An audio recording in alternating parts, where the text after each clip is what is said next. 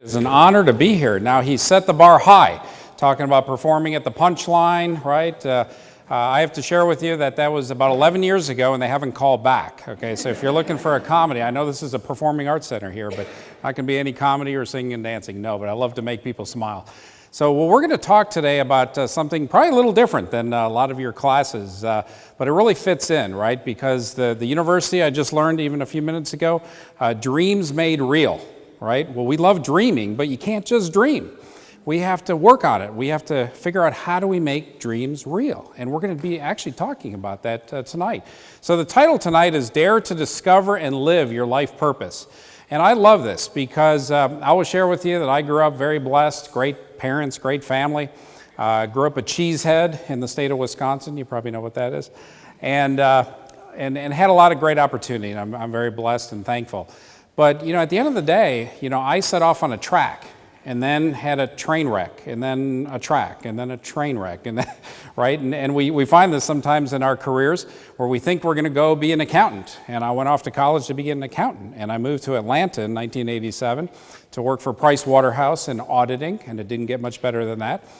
Except that I found out that was not for me, and had to go through the whole iteration to figure out, how I was wired and what was really purposeful.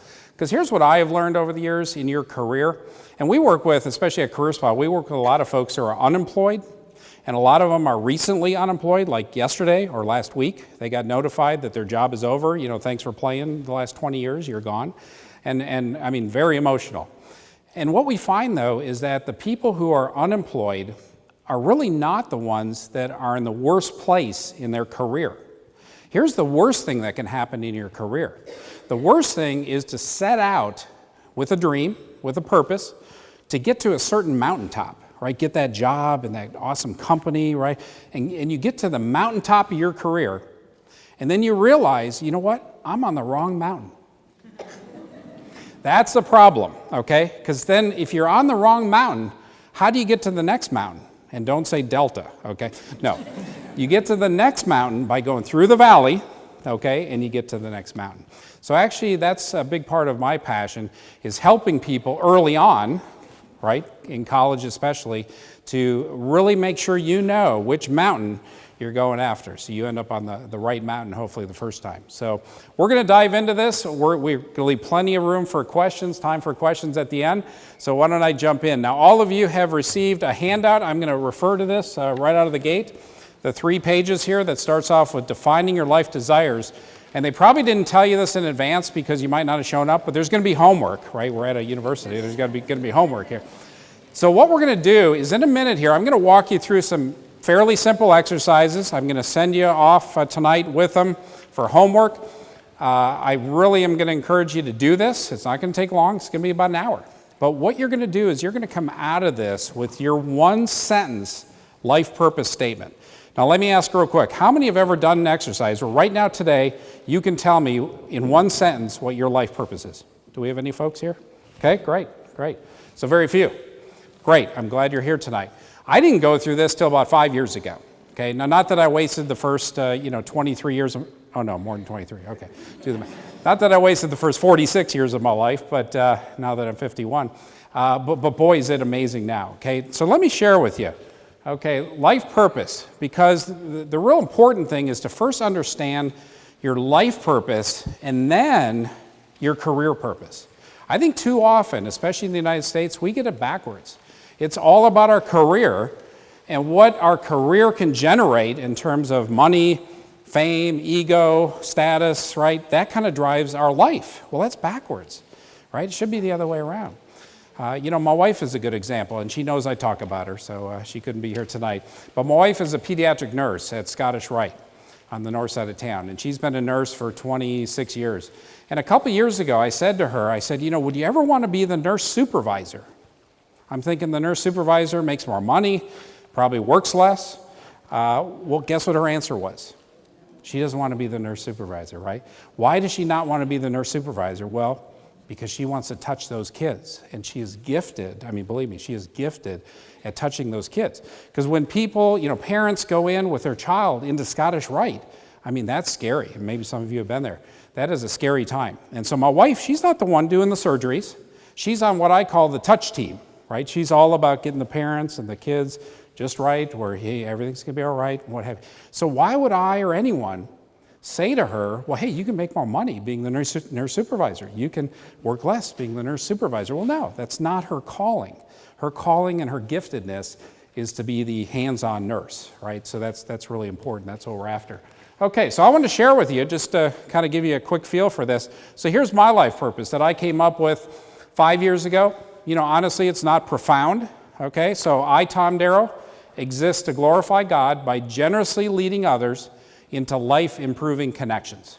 So again, that doesn't necessarily mean anything to anybody here except me. And it means a whole lot to me. And when I go to my family and friends and I share that, you know what their reaction is? Yeah, I totally get it. I mean, Tom, that's you. Totally, see it every day. So here's why this is important to me and why this is going to be important to you. Because after you go through these exercises and you come up with your one-sentence life purpose statement, this now becomes a lens that you can use to make key decisions, right? Because in this world, there are a lot of options. There are a lot of paths. We're going to talk about some of these later. There are a lot of shiny objects, a lot of things that look really cool. You can't do them all. Can't do them all. So which one or two are the ultimate one or two that you really should be doing? Well, this is where this can really come into play. So let's dive into this. Let me share with you two other, probably more profound, certainly well-accomplished folks. I think all of you have this as a handout as well. But pretty impressive life purpose statements from two pretty well-known and impressive gentlemen.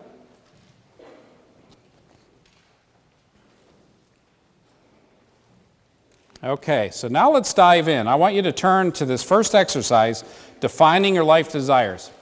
So there are three pieces to this homework assignment. This is the first one, and here's what you do with this one. You're going to go down each of these categories. So we've got financial, vocational or career, social community, family, physical, mental, spiritual, and other. And I want you to spend maybe just a minute or two, not an hour, just a minute or two in each category and say, take financial first. And I want you to write down, doesn't have to be perfect or wordsmith, write down what are your goals? What are your desires in life from a financial standpoint? Could be that you want to retire at a certain age, or it could be that you want to own your own house someday, or it could be that you want to, come back to Clayton State University and get an MBA in HR, right? I mean, that should be one of the goals. Yeah, right. So what are they, right? Maybe you want to start a foundation someday. Maybe you want to give back to your community. A lot of different things, right? Each of you are going to be different. So what are your financial goals? And I've got spots here for 8. You don't have to have 8. You can have more than 8. It's up to you. But you probably should have 1 or 2 or 3 in each one of these. Then you're going to go on to vocation, career, work. What are some of your goals there? How about social community, family?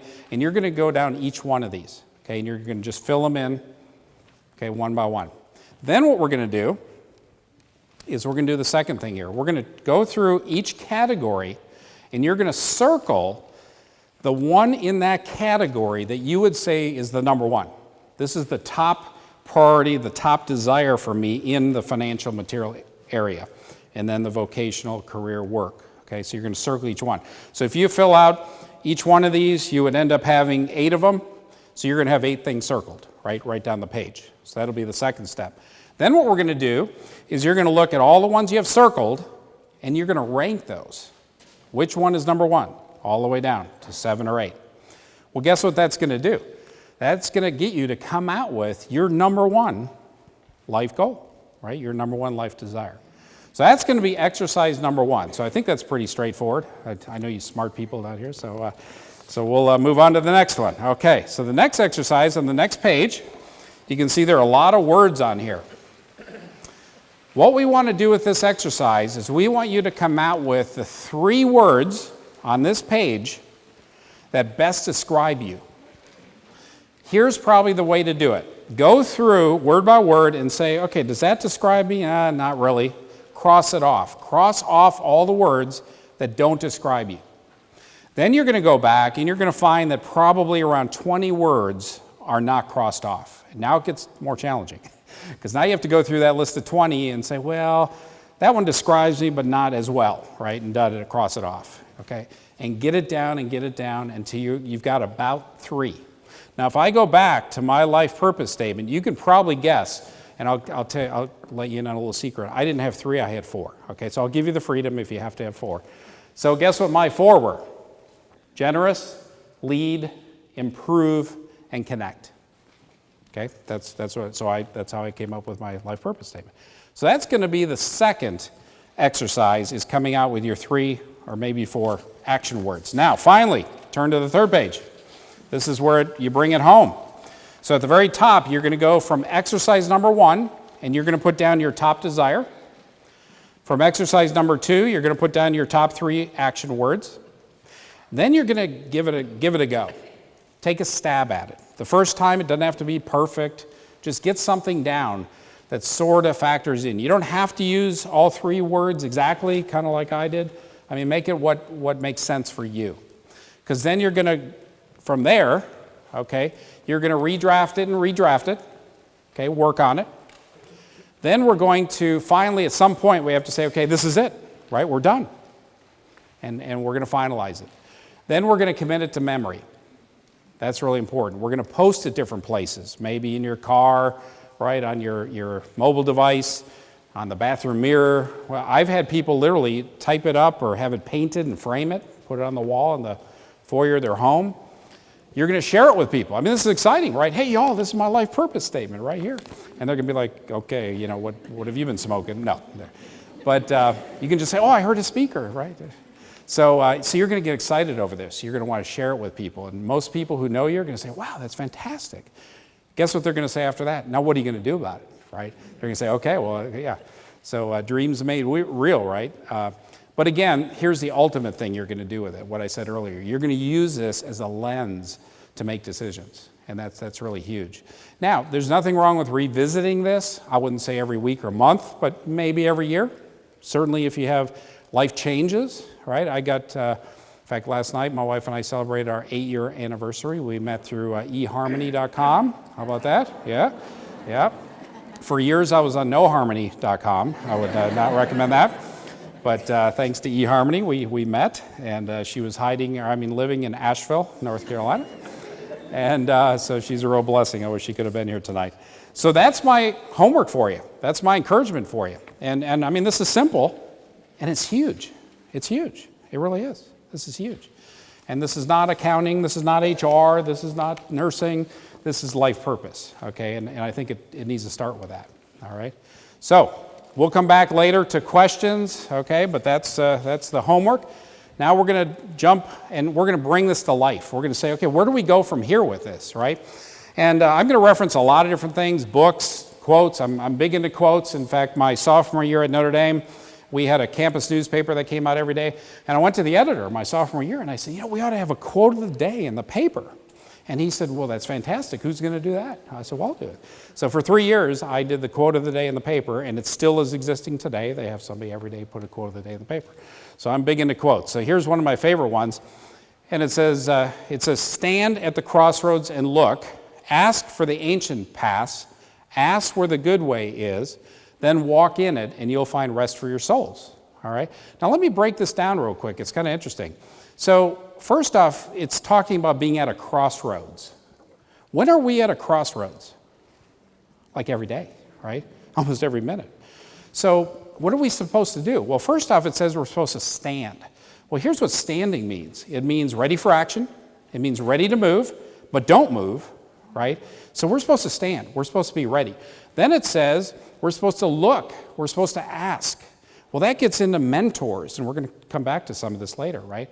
It gets into a lot of different things for you. And we're going to ask where the good way is. And then, and only then, we're going to walk in it. We're going to say, okay, here I go. And you will find rest for your soul. So I thought this was some good wisdom to kind of start off with, all right? I read a study a few years ago that I thought was fascinating. Somebody interviewed folks who were over 100 years old. And they said, wow, you're over 100 years old. If you had 100 years to do over again, what would you do differently? And what they found was 3 different themes kind of came out of this. Okay, one of them was that they would spend more time with their family and friends, probably pretty obvious. Secondly, they would take more risks, maybe not jump out of an airplane, but thirdly, and I thought this was a wow, was they would do more in this lifetime that will span beyond their lifetime, right? Well, that's legacy. And I'll tell you, turning 50 last Christmas Eve, it starts kicking in. As you start having, more friends die and things happen where you're like, whoa, we have limited time here. And those of you, especially who are younger, I know you've heard us old folks say, it's a flash and it goes, life's so fast. It is. It just is. I mean, it wasn't that long ago that I was sitting in a classroom at Notre Dame, and it's a flash. Okay, so that was interesting. So what is legacy, right? What do we need to do to be intentional about your legacy? What do you want to leave behind, right? Family is a big one. A lot of different things that you could leave behind. So we'll be talking about some of those. I read this book years ago, pretty famous book, and I couldn't get past the first sentence of the book. Now, I know you're saying this because you went to Notre Dame and you can't read. I've heard that from some SEC fans over the years. No, but so the first sentence of this book was, it's not about you. And I'm thinking, what? Sure it is. What do you mean it's not about me? And I thought, wow, that's really interesting. It's not about you. And then I started thinking, well, then who's it about, right? And it kind of went from there. So I thought that was kind of an interesting way to start a book. I did finish the book, but I keep going back to the first sentence because I thought that's really what it's all about. Let's talk a little bit about legacy building and build on what we just said a minute ago. So first off, this whole concept of success and significance. Success is about us. Significance is what we can do for others. Now, it doesn't have to be, because I know, today in the world, we see people on TV, they're doing unbelievable things for, masses amounts of people. And we think, oh, gee, I can't do that. I don't have the resources to do that. That's fine. You don't have to set out to think I'm going to change the world, save the world. Here's some advice for you on that. Do for one what you would like to do for many. Okay, start with that. If you say, oh, I'd love to do this for all these people, okay, start with one. Right? Do for one what you would like to do for many. Some of you might have heard the story about the little boy on the beach, and he was walking down the beach and he saw kind of a pond of starfish that were getting thrown up against the rocks by the waves, and he went over and he said, oh my goodness. So he picked up a starfish and he threw it way out into the water, picked up another one, threw it way out in the water, and this older gentleman came along and he said, son, I see what you're doing there, but son, you're not going to be able to save all those starfish. So with that, he picked up another one, and he threw it way out in the ocean. And he said, you know what, I just saved that one, right? Well, that's it, okay? So do for one what you wish you could do for many. And that'll start a movement. That'll start a trend, okay? That's usually how these things start. How about follower to servant leader? We're going to come back a little bit later and talk about servant leadership. I have somebody, in fact, she spoke here at Clayton State University last night, Tila Jackson. I don't know if anybody heard Tila speak. Tila's worked for us at Talent Connections for 10 years next week. Is her 10-year anniversary. And Tila is a great example of somebody who has been a follower, all her life, but she has become a leader. And it happened because she decided one day, about probably 8 years ago, that she wanted to become a leader. So she studied it. She found some mentors who were leaders. I was one of them. I taught her everything not to do, obviously, and then she, figured out what to do. I'll tell you, last year, Tila, we talked about SHRM Atlanta. Tila was president of SHRM Atlanta, the first African-American female president of SHRM Atlanta in 49 years. Go Tila. Go Tila. So Tila has become a leader. She's gone from, but intentional. Okay, you have to get intentional. You don't just wake up. People always say, in fact, I heard John Maxwell speak about a month ago. And he said, one of the biggest questions I ever get is, are people born leaders or made leaders? And he's like, well, I think they're born. I think leaders are born. And so they're made, right? It is really what it is people are made leaders. They make themselves leaders, okay? They're not just born leaders. So it's important. And then I like this. This is from Stephen Covey's famous book, The 7 Habits of Highly Effective People. He talks about circle of influence and circle of concern. And I'll tell you what's happened to us over the years, especially because of television and social media, is that our circle of concern is huge. It's just exponentially, it's huge. In fact, it's out of control. And we hear about some incident in some country that we couldn't even tell you where it is on the map, and we're concerned about it, right? We're concerned about that, and that's good. But can we influence that? Well, again, maybe not today, or maybe not. But let's do for one what we could do for many. So this is a little bit of a challenge, is the circle of concern and influence. But I think the more we are concerned about things that we can influence, well, then the more impact we can have. And one of the key things you'll find in career management that's important is focus, right? You have to focus in on what is it that you can be the rock star in, you can be the superstar in. You know, think of Michael Jordan, right? Michael Jordan, arguably maybe the best basketball player of all time. My wife will also tell you that he's a North Carolina Tar Heel, right? She's a North Carolina Tar Heel. Well, anybody know what he did for 2 years? He took a timeout from basketball, right? Baseball.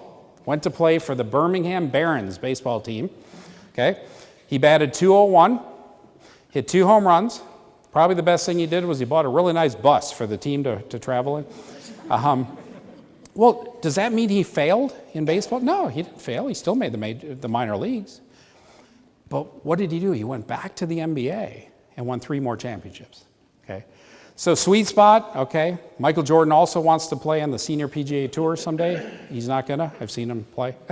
but he's still good, okay? He's good. So again, that doesn't mean he's a failure. It means he's successful, right, in something else. So that's really important to know. So legacy building, there's some thoughts on that. And then how about career purpose? I kind of like this chart. Career purpose is right in the middle of a lot of different things, right? There are a lot of variables working here. You know, it's got to be something you love, you have a passion for. Isn't it awesome when somebody says, oh, I have a passion for this or for that? You're probably thinking, well, that's not my passion, but good for you, right? Good for you. We see this in the Olympics is probably my favorite example, right? I mean, we see these people on TV from, again, a country we don't even know where it is, but we're cheering for these people, right? Because we know they have put their 4 years of their life into this moment. And so we want them to do great, okay? Even if they're competing against the U.S., we want them to do great. Now, we want our player to do a little bit, and that's natural. But we want them to do great because they have a passion for it, and they put their whole life into it. Mission. I think also purpose looks at, what the world needs, some of those things. One of my favorite quotes is from a book called Wild at Heart by John Eldredge. And in the book, he says, don't ask yourself what the world needs. Ask yourself what makes you come alive. Because what the world needs are more people who have come alive, right? And that's really important. How about being paid for it? Well, that's important too. We see a lot of people come through that they're like, oh, I want to go do this. I want to be a wedding photographer. Well, how much does that pay, right? Or can you pay for your kids' education because you're telling me they're in high school right now, they're about to go to college. So you have to look at some real motivational factors when you look at your purpose. But see, a lot of things with purpose and career management is you want to dream, but that doesn't mean your dream has to come true today or next year. Okay, we talk about people transitioning to a new job. A lot of them will identify their dream job, but then you have to say, okay, here's my dream job, where am I today and how do I get there? A lot of them can't get there right away. They need more skills, right? They need an MBA from Clayton State University, et cetera, et cetera. Well, okay, great. Well, at least you know where you're trying to get to. Now let's take the journey, let's work there. Let's at least maybe get a bridge job, I call it a bridge job, that gets you closer to the dream job at some point, and you're working toward that dream, okay? So what we're going to talk about now, we're going to break these down, and we're going to talk about how to implement your life purpose and how to manage your career going forward. And I think there are really 4 aspects to this: your skills, your network, and your reputation. And one of the things that hit me, years ago, my parents' generation, my parents' parents' generation, career management was done by the company. They would go to work for a General Mills, General Dynamics, General Motors, General Aviation. They go to work for a general, and they'd be there for 40 years, get the watch, right, get the pension, they were done, right? The company took care of them and took care of their career management. Well, those days are gone, okay? Does anybody know any companies like this anymore? Maybe Chick-fil-A down the road, but not too many, right? So here's one of the interesting things that I think the recession recently has really shown us, is that career management is not on the company. It's on us. It's on us individually to manage our career. This really hit me my first day with Price Waterhouse. So here I am, green, right out of college, moving to Atlanta, Georgia. First day on the job with Price Waterhouse. I started with about 20 others from schools all over the country here in Atlanta. And at the end of the day, about 3 o'clock, they brought in 3 partners. And we could ask these partners anything we wanted. Partner panel, they called it. And I'll never forget that my father, who had worked at Arthur Andersen for 10 years as an auditor, he said, Tom, I got a little advice for you. He said, try to stay away from banking clients. He said, they're kind of boring, okay? He said, they're all the same. Now, nothing against SunTrust. I know this is the SunTrust. Banks are awesome. We need banks. But just the audits of banks, okay, are kind of straightforward. So I filed that away. Well, I'll never forget the first day in this partner panel, one of my classmates raised his hand. And he asked these 3 partners, he said, I got a question for you. I want to work on banking clients. How do I get on banking clients? And I remember chuckling, thinking, well, you go work on banking clients, because my dad told me I'm staying away from banking clients, right? Well, here's what happened. One of the partners said, I'll take that question. He said, but first, let me ask you all a question. He said, who's in charge of your career? And I'll never forget sitting there thinking, well, wait a minute. Price Waterhouse should be in. I moved all the way from Wisconsin to Atlanta, Georgia, for Price Waterhouse to be in charge of my career. Well, guess what his point was? Price Waterhouse was not in charge of my career. I was in charge of it. Then he went into some tips for how to get on banking clients, if you want to get on banking clients, or how to get on real estate clients, or how to proceed from there. So it was literally the first day of my career that I sort of had the aha that, you know what, the company's not in charge of my career, right? Monster.com is not, right? The federal government, we can go on and on. Who's in charge of our career? We are, okay? So let's talk about that. So here's how we manage our career, through skills, networking, and reputation. So let's break these down. Let's talk about your skills. Okay, how do you enhance your skills? Well, again, the word intentional, the word proactive. We got to go to conferences. Okay, now we see a lot of folks, and some of the stuff you guys will implement when you graduate and get out there. You know, the SHRM conference, SHRM National has several conferences. They're fantastic, but they have one big one. One that this year was in Las Vegas. 15,000 HR folks were there. It's amazing. Well, it costs money. Takes time to get there. Well, I'll ask a lot of HR professionals, hey, are you going to the SHRM annual conference this year? A lot of them will say this. They'll say, oh, my company's not paying for that. Okay, well, that's unfortunate, but who's managing your career? You are. Why don't you pay for it, right? I mean, it's an investment, and it seems to me it's an investment in a pretty good thing, like you, right? So maybe you should be paying for the conference. So, you know, intentionally get out to conferences. And not just conferences in your area. Think broadly. I went to a conference a couple years ago in upstate New York that was just totally different than HR, but it was fascinating. In fact, I'm going to come back and quote one of the speakers later. I'm going to go to one next year that Inc. magazine puts on innovation. So, you know, try to think outside the box there. You know, different training. How about certifications? Things like Kaizen, if you haven't heard of that word, that's the Japanese word for continual improvement. All right. Certifications, we talked about this earlier in HR. There's a lot happening there in terms of the certifications. Those are important, right? Maybe a master's, MBA, PhD. See, I keep giving the plugs for the program. Books and articles, read them, right? Write them. Webinars, okay, your peers, who you hang out with. So a lot of different things you can do to enhance your skills, but the key is you've got to be intentional about it. I'll tell you, the smartest people I know, some of the most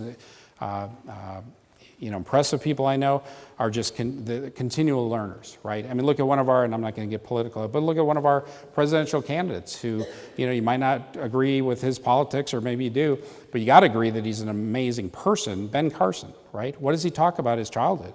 And his mother made him read and read and read, and look what he's done, just even in his profession. Pretty amazing, okay? And then how about reputation? Now, this one's a little sticky. Now, he doesn't go to school here, right? He looks like an Auburn guy or something. I don't know, but he doesn't go to school here. No, so reputation. Here's the interesting thing about reputation, right? It takes quite a while to build up a good reputation. How long does it take to destroy a reputation? Yeah, nanoseconds, right? In fact, if I were to sing right now here at Spivey Hall, I would ruin my reputation, okay? It'd be over. My wife and I sing backup. When we sing, people back up, okay? So that's how we sing. So we're not going to go there tonight. But we see this every day. We see famous people saying stupid things or doing, and their reputation, and then immediately they apologize. And then we assess the apology, was it genuine? I mean, it just spirals down, right? And they can't recover from these things. So you have to be all over your reputation. Okay, part of that is your brand. okay? You ink. So how can you do that? You're not going to get a good reputation by just staying at home doing nothing, okay? So you have to kind of promote yourself as part of this, right? And social media could be a platform for that. You could write an article, get out there. I know some people say, oh, I don't have anything to say. Well, sure you do. Absolutely, everybody does. Now, whether someone wants to read it or a lot of people, time will tell. But you have something to say. Maybe speak. I know people, they have a fear of speaking. Well, I'll tell you, I had a fear of speaking. When I was in college, I would not raise my hand for a question or an answer unless I knew the answer. I was 100% sure I knew the answer, right? And then there were times I know the answer, and I was wrong. And it was. But you work through that, and you get used to speaking, right, in front of groups. Conducting a webinar, maybe do that. I'll never forget the day, 2008 I think it was, that I offered to do a webinar for SHRM National. And we're getting prepped, and we're online, we're 5 minutes to go, and they said, oh, Tom, by the way, 850 people have signed up for this webinar. And I said, well, and I was in the basement of our house in Roswell thinking, what? Are you kidding me? Whoa. So there are 850 people. Well, that put the pressure on, right? Maybe write a book, okay? How many have written a book? We have any folks that have written a book? Okay, good. Who wants to write a book? Good, you got books in you, fantastic. And this doesn't have to be a 500-word book, right? I want to write maybe a couple books someday, haven't had time yet, but I already know the topic, the title, I've got the domain. It's going to be called The Giving Effect. Okay, you've heard of the butterfly effect. When a butterfly flaps its wings, the ripple effect goes out. Well, the same thing happens with giving, and I love to give. And what's interesting, though, is I hate to receive. But what God has shown me is that if I don't receive from somebody who wants to give, I deny the giver the joy that I enjoy when I give. Do you follow that?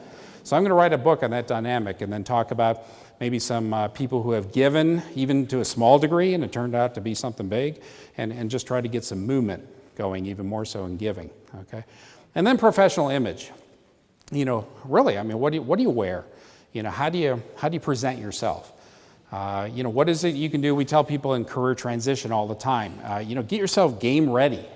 What does game ready look like in terms of going out to interview for jobs? A lot of the folks we work with are, 50, 55, 60 years old. Well, most of them, like me, we could maybe lose a little weight, maybe a little hair color, a little, whatever it might be.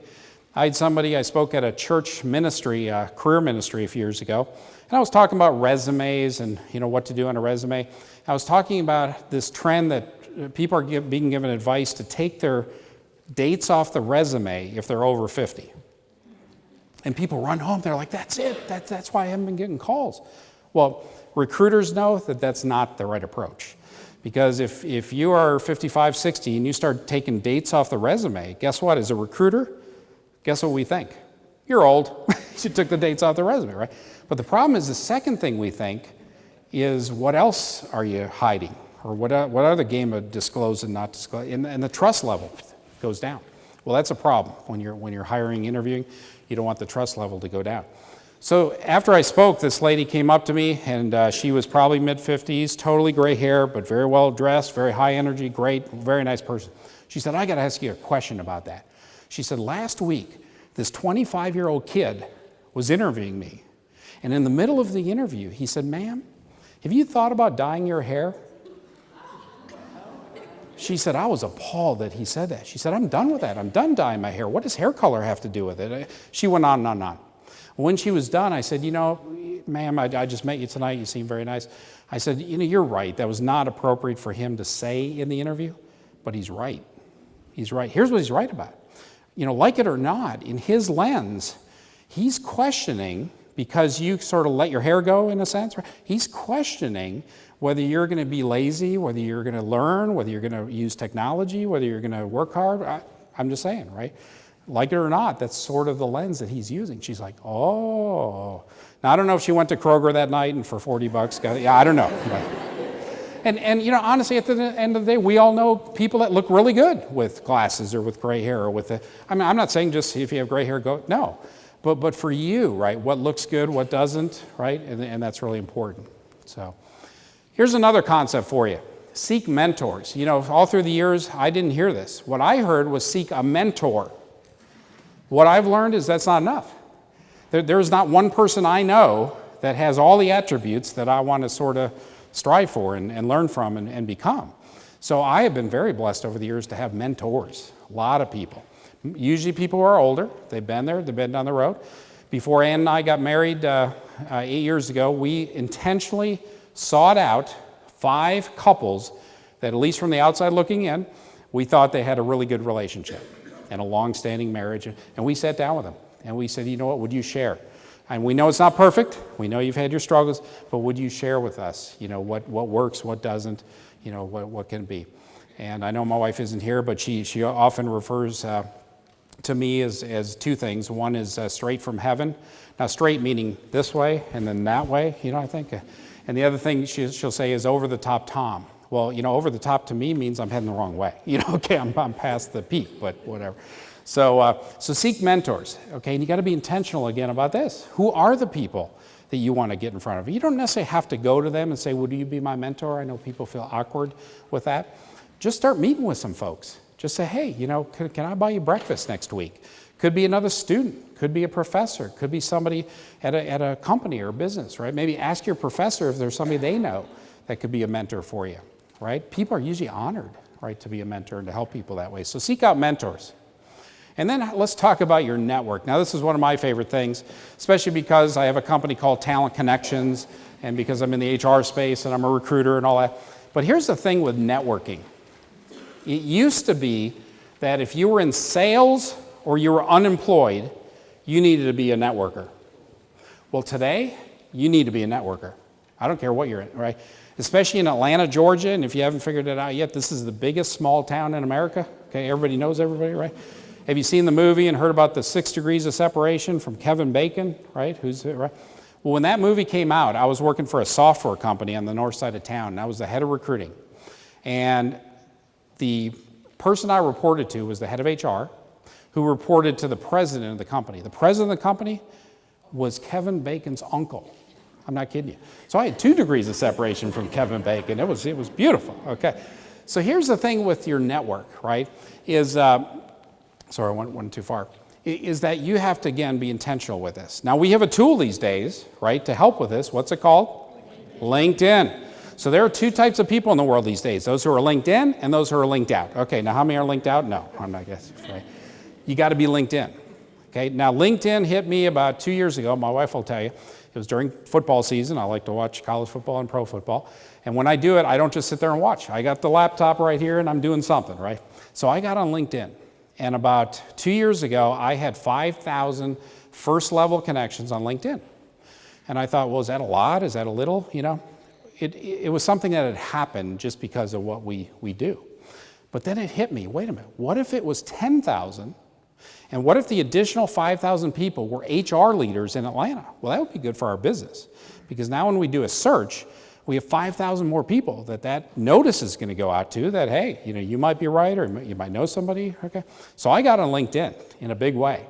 And I searched HR professionals in Atlanta. Hey, let's connect on LinkedIn. Hey, let's connect on LinkedIn. I just passed over 18,000 first level connections on LinkedIn, right? And I hear from HR professionals all the time. Tom, every time I go out and I see somebody, your picture's right there that, oh, they're connected to Tom Darrow. They're connected to Tom Darrow, So now we can leverage that. It's not something I do or you should do just to say, oh, I got 18,000 connections. No, there's a real business reason for this. There's a real intentional reason to get focused on that, okay?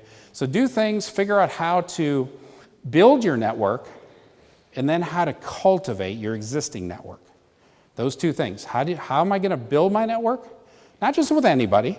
I mean, I get LinkedIn connections requests, probably you do too, from the auto mechanic in Sioux City, Iowa. I'm like, no, we're not going to connect.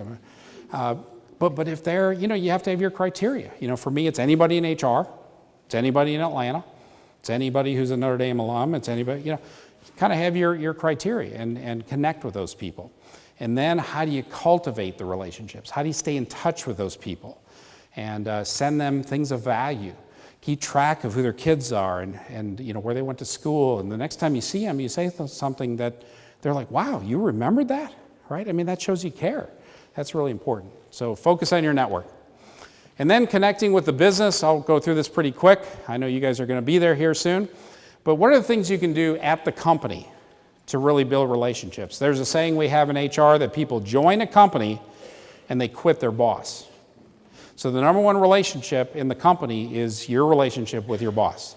Now that can change because you could get a new boss, but really focus on that. Build relationships with people within the company is the point here, okay? A couple more things, okay? Leadership, again, be intentional. We talked about that earlier. Innovation, well, this is huge. And here's how you innovate. We were talking about this earlier over dinner. You innovate by making mistakes, okay? But you gotta fail forward, right? Fail often, fail early, we talked about, and fail forward. Okay, that's what any entrepreneur will tell you. I mean, I'll tell you, I probably failed more times than I've succeeded, right? Years ago, the key person that we would talk about here was Babe Ruth, because Babe Ruth at the time had hit more home runs than anyone. And you know what? He had also struck out more times than anyone, right? So that can happen. Work ethic, I mean, to me, this is a baseline expectation. You know, I heard somebody speak recently, they were talking about work-life balance. And he said, work-life balance, what is that? He said, now let's take life. So the opposite of life is death. So work is death. I mean, we have life, death, we have life, work. It was kind of funny, right? But at the end of the day, you know, people say to me all the time, Tom, you work all the time. I get emails from you at night or on weekends. And I'm thinking, I don't work at all. I mean, do I look like I'm working up here? No, I'm having fun, right? I'm doing what I'm called to do. And I don't call it work, okay? I call it ministry. I call it serving people. That's what we're here to do. Integrity and ethics, again, another thing, no compromise right here, no compromise, all the time. Now, there are a lot of great things. I mean, that's nice to say, but there are a lot of gray areas in life when ethically, what's right? I mean, well, that's where mentors, that's where counselors come in, right? There's advice that says that a fool takes their own advice and a wise person seeks the counsel of many, okay? Look in Proverbs, you'll find that. Okay, try, fail, try again. We talked about that. And then patience. I'm going to come back to that in a minute, talk about patience. In fact, I'm going to lead into right here. And here's kind of the finale before we get to some questions. So one day I was thinking to myself, and I was reading, and I read this in the Bible, and it talked about the greatest commandment. And I thought, wow, that sounds pretty important, the greatest commandment. And here's what the greatest commandment is, right, real briefly, is to love God and to love our neighbor. So it's to love, right? So I'm pretty analytical. So I thought, okay, well, so if the greatest commandment is to love, what does love mean, right? Well, I bet some of you know what it is, right? This is the famous verse around love, right? Love is patient, love is kind, it doesn't envy. Okay, I'm not going to read the whole thing. A lot of people use this in their weddings, right? Ann and I used it in our wedding. It was lovely, okay? But here's what hit me when I read this. What's the first thing that it says love is? Patient. I mean, that kind of blew me away. I'm like, what? I mean, I would have thought love is generous or forgiving but patient. I'm thinking, where did that come from, really? But then I thought to myself, now wait a minute, how do I need God to love me?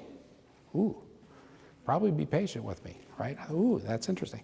So here's what we see in career management and in people living out their life purpose is a lack of patience, right? They want it now, want it yesterday, okay? Want to be CEO now.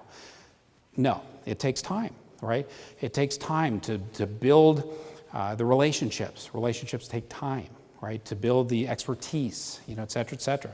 I heard someone recently talk about parenting and time with your children. And through the years, we've heard advice that says, it's not the quantity of time that matters, it's the quality of time. Well, this person said, you know what, that's a lie. That's a lie. It's both. Because if you just say, okay, I'm going to be with my children for these 15 minutes every night and really focus on them, well, first off, that's not enough. But secondly, when you're just around the kids or you're just around your spouse or around your friends, stuff happens, right? Questions come up that's really when real life happens, right? Is when we're just sitting around at Starbucks or having a glass of wine so it's both. So the same thing, not just parent-kid, but boss, subordinate, husband-wife, friends, right? It's about time and quality time. It's both. I won't go into put the cell phones away and all that. I'm not going to preach to you. I know it's not Sunday, but all right. So I mentioned this one earlier.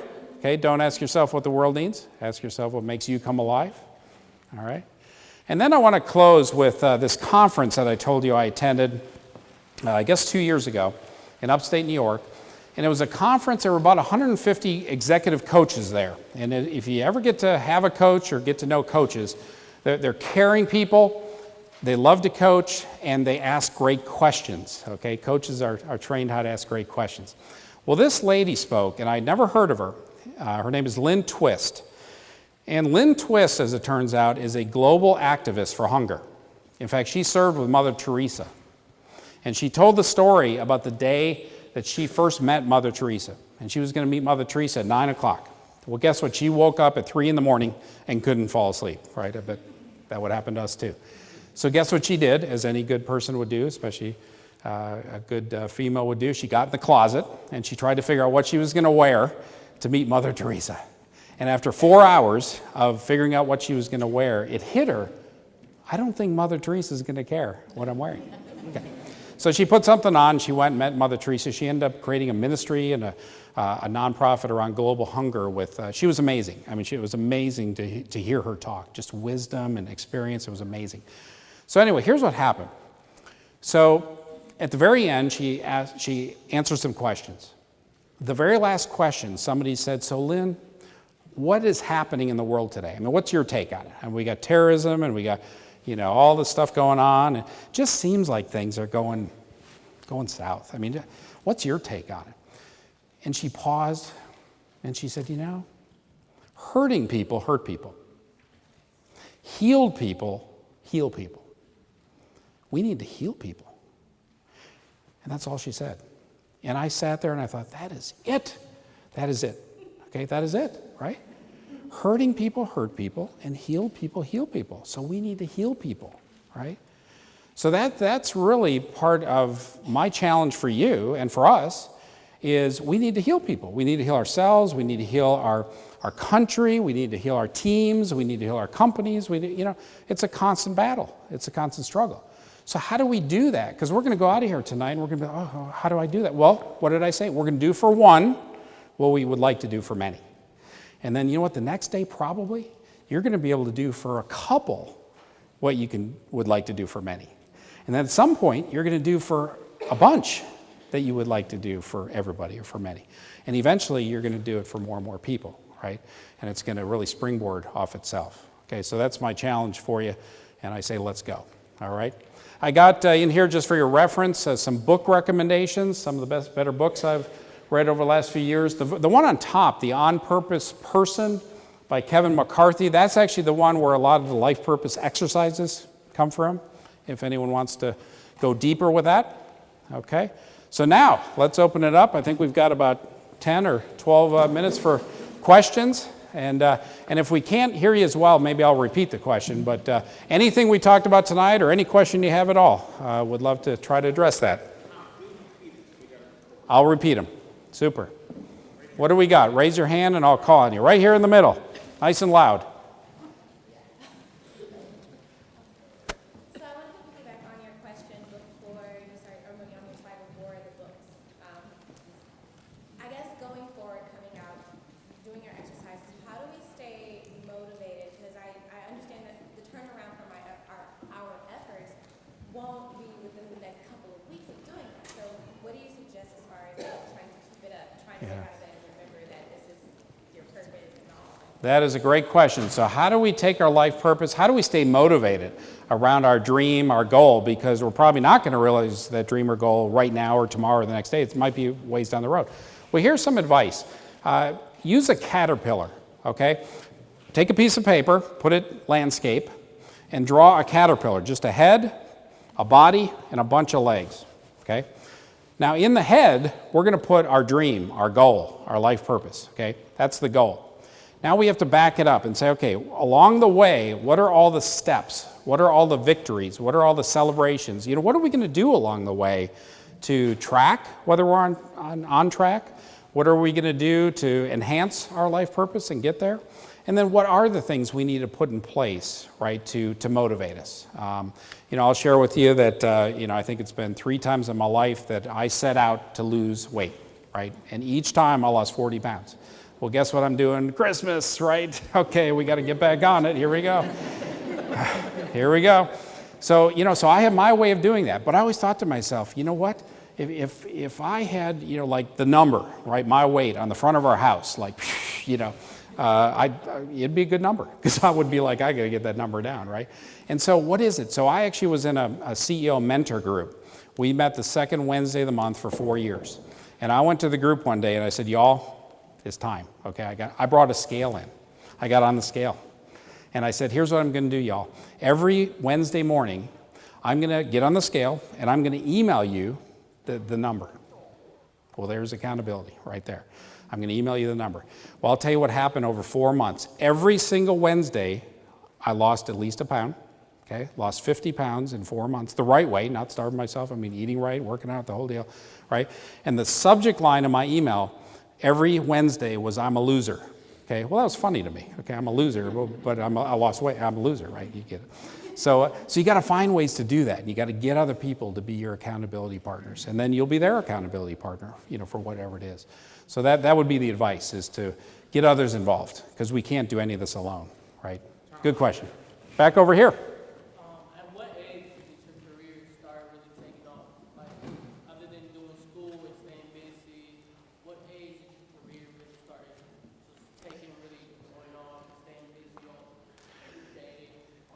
Yeah, so what age does your career start taking off, right? For anybody, right? That's your decision. And here's the thing, it's not based on somebody else. It's not based on money. It's not based on a title. It's not based on a corner office. It's based on when you decide that my career's taken off, okay? And then tomorrow you wake up and say, you know what? Today my career's taken off again. And I'm at a crossroads again. And now I'm not saying this is easy. Hey, I struggle with that, and I'll have a bad day just like anybody else. And we have these things that can be awesome and difficult at the same time. They're called clients. Okay, we have clients that, and some are lovely and wonderful, and we can't wait to hear from them. And some are like, have you ever called our competitor? Because I think no. So so you have those things, but yeah, honestly, I think that's where it starts, right? Is with our determination to just say, you know what, here I come. I'm on a mission right now to take our business career spa. And something happened a month ago where a huge recruiting firm here in town called Ronstadt, you might have heard of Ronstadt, okay, purchased one of our competitors. And guess who Ronstadt was using for their outplacement? Career spa. And I'm thinking, what the heck? How come they bought them? And well, guess what they paid for this other company? $100 million. And I said to the head of HR, Jim Link, I said, Jim, you wasted $20 million, because I would have sold Career Spa for 80. You could have had a deal. Maybe 60, maybe, yeah. So I'm on a mission now to figure that out, and to figure out, because we're next, right? Career Spa, we're going to build Career Spa, and, so anyway, I'm pretty pumped up about that. Good question. What else do we have? Over here. Aside from fun being a factor, what else would you say would motivate you in your career? Yeah. Well, what motivates, so the question was, besides fun being a factor, what are some other motivators for my career or your careers? And again, I think that's personal. I think that's part of where you want to map it out and say, what are the things that need to be key ingredients in my career success, my career happiness, right? Because career success is not measured by what age you retire or how much money you have in the bank. I think it was ING that had those commercials that, what's your number? You've seen that, right? And we're all, what's the number I need to go retire? And well, no, really at the end of the day, I think of myself, I'm never going to retire. Now there's maybe a point where I don't have to pay the bills anymore of, out of debt and blah, blah, blah. In fact, my wife and I, we had a financial analysis done recently, and he came back and he said, well, Tom, I got good news and bad news for you. And I'm like, wow, great. He said, well, the good news is, he said, I'm projecting that you have enough money to live the rest of your life. I said, wow, what's the bad news? He said, well, I'm projecting you're going to die by Christmas. Okay, so I'm not going to retire anytime soon, but you have to decide, right? What is it for you, right? And what is the legacy, right? What is it, and when people have children, well, right there, you don't have to look much beyond that. That is the starting point of your legacy right there, children, right? And people can't tell me, we don't have children. Okay, my wife and I, we're not going to have children. Just that's how it worked out. But at the end of the day, you can't tell me that parenting doesn't have impact on children. I mean, no, sure it does. And we know people who are awesome parents, and sure, sometimes kids go astray or adults go astray. But for the most part, parenting has a huge impact on how your kids turn out, right? Good. What else? We have time for a couple more? Good. Right in the middle here, purple shirt. Everyone is inspired by success, their success, the success of others. And how would you tell us to be motivated by failure? Because when you fall down, it's much easier to stay down.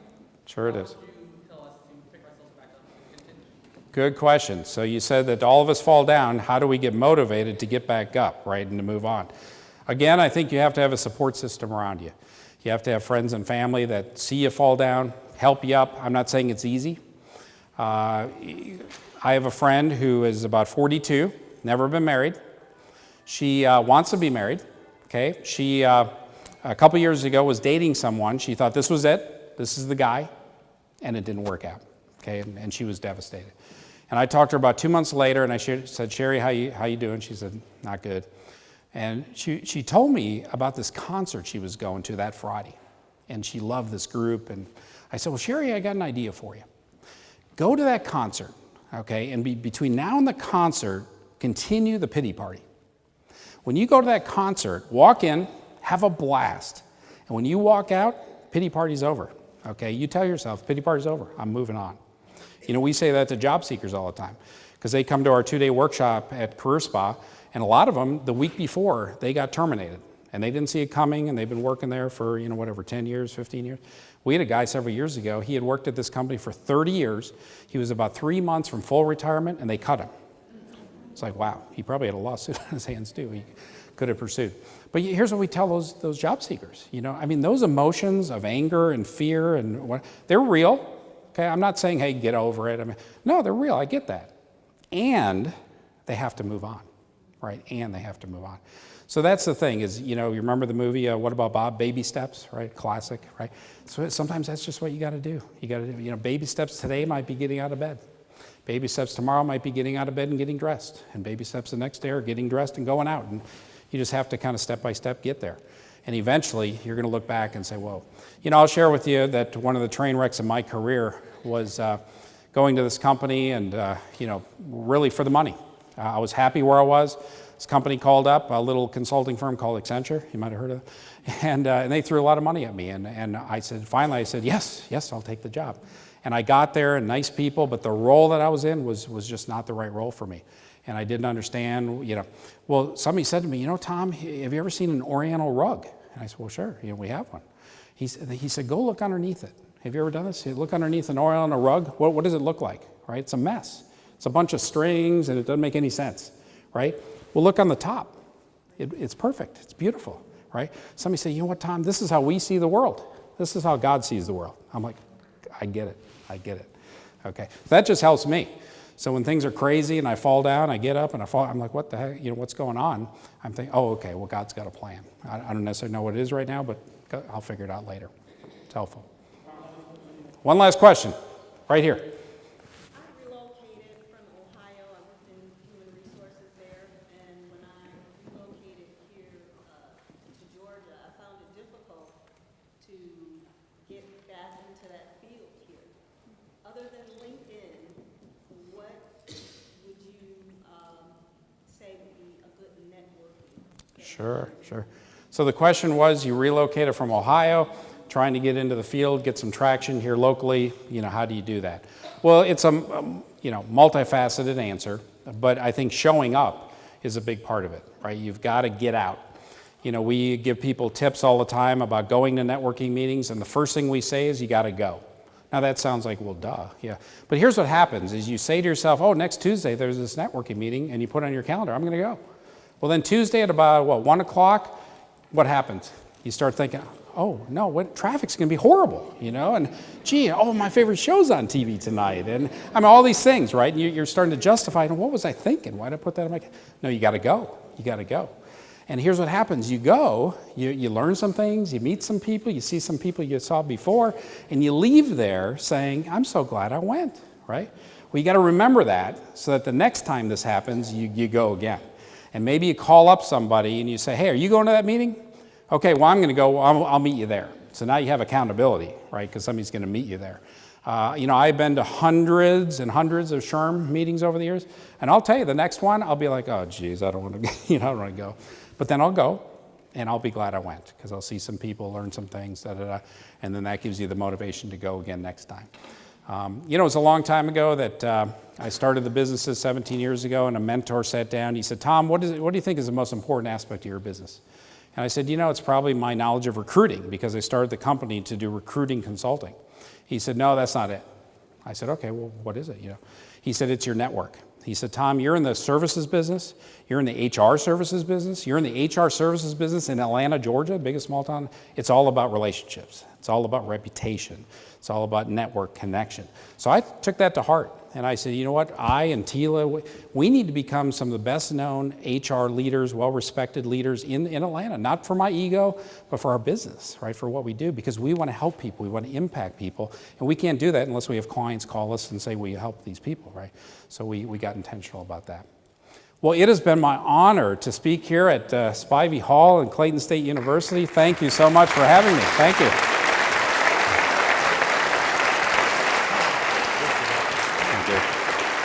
Well, a big vote of thanks. First of all, I would like to thank Tom Darrow for this really inspiring presentation. I think he has talked about some key life lessons, things that we need to succeed in our lives and careers.